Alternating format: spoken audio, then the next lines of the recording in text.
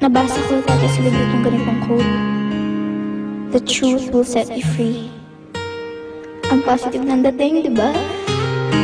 Akala mo maganda. Pero ang totoo, hindi naman pala. Kasi kung totoo mo, the truth will set me free. Bakit parang nakakulong ang pakiramdam ko ngayon?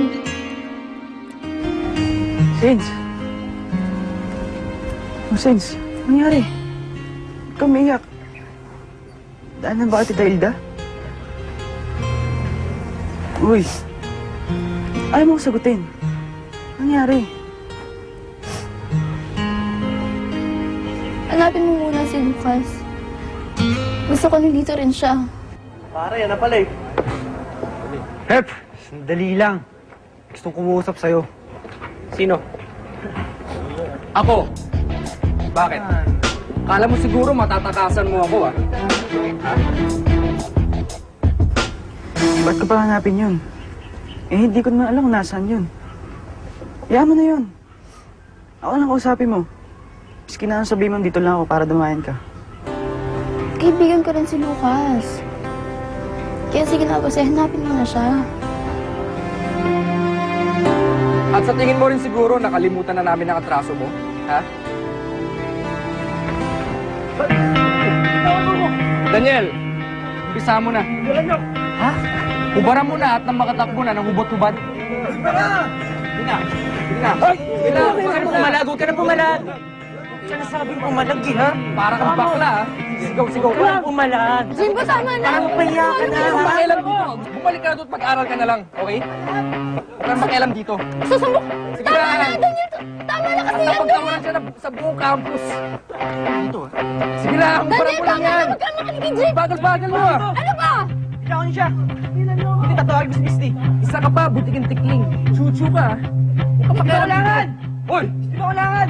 May ginagawa kaloka niya lang niyo. Ano ba? Pare, tara na, pare.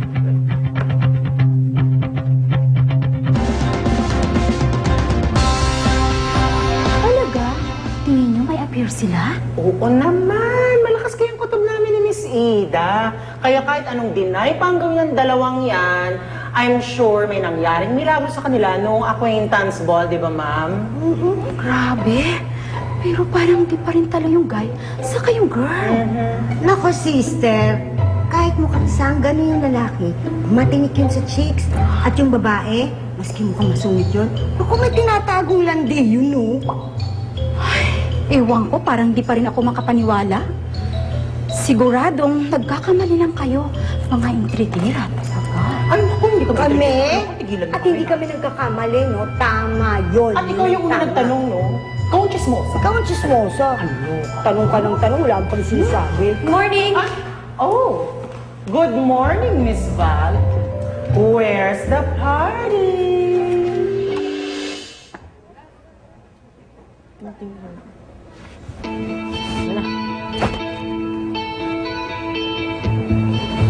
Ikaw naman, ba't mo ako tinulungan? Tapagin sa loob ko, okay? May isang tao kailangan ng tulong mo. Sino? Cindy.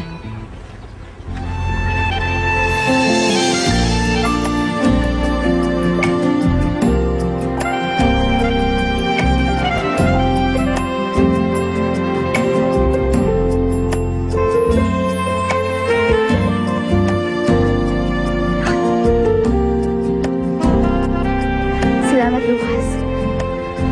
Salamat at dumating ka.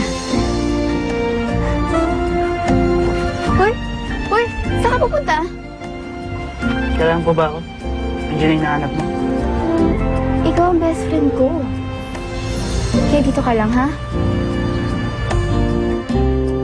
Miss Val, di yata kagabi mo pa suot yan. Ay, oo nga, ano? Gusot na gusot, ano? Parang hindi ka nakapagpalit. Isa lang ba ang damit mo? Nako, ikaw, Miss Val, ha? Saan ka nang galing kagabi? Bakit hindi ka nakapagpalit ng damit? Saan bahay ka natulog? Nako, aminin! Alam nyo, late na ako sa klase ko. Wala akong panahon para makipag-chismisan sa inyo. Mga intrigera. See? Mga intrigera talaga kayo. Kami? Intrigira? Parang hindi naman tayo intrigira. Intrigera, oo, pero hindi intrigira. Ano ba intrigira? Ewan ko dyan sa substitute teacher na yan. Bakit nakuha yan? Ay nako, basta halika. Since businesswoman ako, bumili ka na. Ayan na yung order mo, 1 kilong longganisa. Kunin mo Uy, na. hindi 1 kilong longganisa in order ko. Tsaka ba't magkaiba to? Ay, Bakit at ito? Sa Lucena mo to nakuha, hindi mo sa Lukban, no? Masarap yan pareho. Aloka ka, tsaka parang double head na tong longganisa mo. Talaga, Sins? Hindi si Tita Hilda yung tunay mo nanay? Pati nga si Daddy umamin na rin sa akin eh. Kaya pala hindi ka mapatawad eh. Hindi mo pala tunay na nanay yun. Anong pakiramdam mo? Ito, naguguluhan. Para kasing bigla na lang nawalan ng pamilya. Ako ang walang pamilya. Nandyan pa ang daddy mo. Yung tita mo. Nandyan sila lahat para sa'yo. Saka ako. Si Lucas. Yun na nga lang yung inisip ko kaya ayokong sumuko eh. Kaya nila Daday, anong kadadamayan niyo ako? Kaya guys, promise niyo sa akin na huwag niyo akong iwan. Promise. Di na makatulog.